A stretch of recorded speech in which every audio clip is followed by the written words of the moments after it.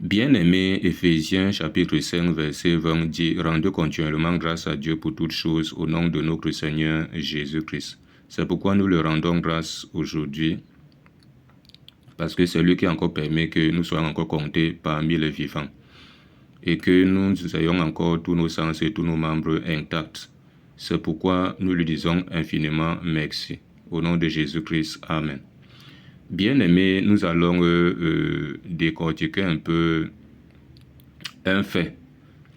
Vous savez, les gens ont l'habitude de dire un peu de partout là-dehors que tout le monde est enfant de Dieu.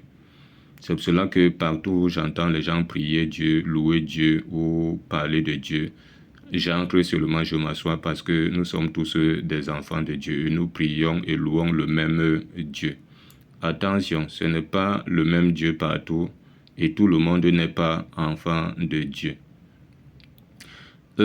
Ici, à la lumière de la parole, à Job 37, verset 7, nous dit, on dit qu'il met un sceau sur la main de tous les hommes afin que tous se reconnaissent comme ses créatures. Job 37, verset 7. Donc, tout le monde à la base est créature de Dieu, mais on devient enfant de Dieu.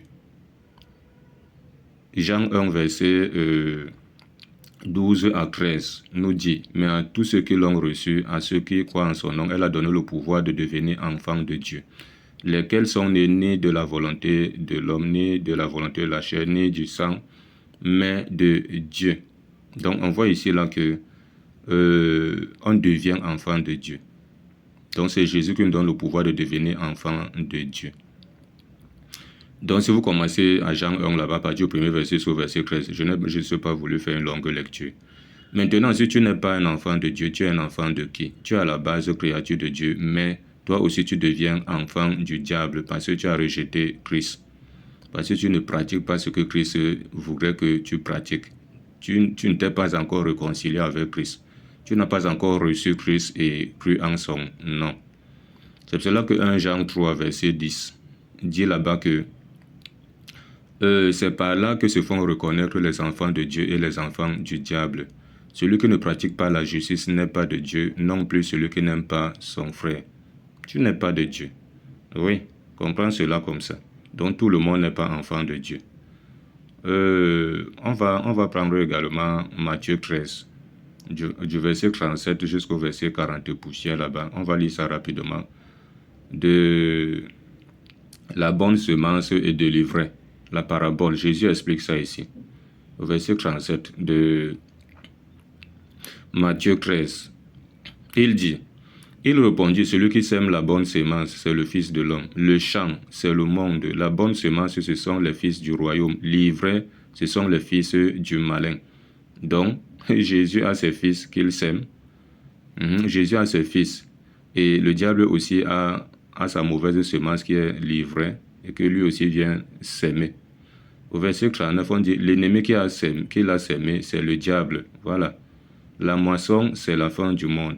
Les moissonneurs, ce sont les anges. Donc on dit, oh, comme on arrache l'ivraie et qu'on le jette au feu, il en sera de même à la fin du monde. Le Fils de l'homme enverra ses anges qui arracheront de son royaume tous les scandales et ceux qui commettent l'iniquité. Et ils les jetteront dans la fournaise ardente où il y aura des pleurs et des grincements de dents. Et il continue de dire que alors les justes resplendiront comme le soleil dans le royaume de leur Père, que celui qui a des oreilles pour entendre, entende. Donc tout le monde n'est pas enfant de Dieu. Toi qui n'es pas encore enfant de Dieu, tu ne t'es pas encore réconcilié avec Christ. Cherche à te réconcilier avec lui. Acte 2, verset 38 dit, repentez-vous que chacun de vous soit baptisé au nom de Jésus pour le pardon de vos péchés et vous recevez le don du Saint-Esprit. Donc c'est important. Ok, dans la paix, au nom de Jésus. Amen.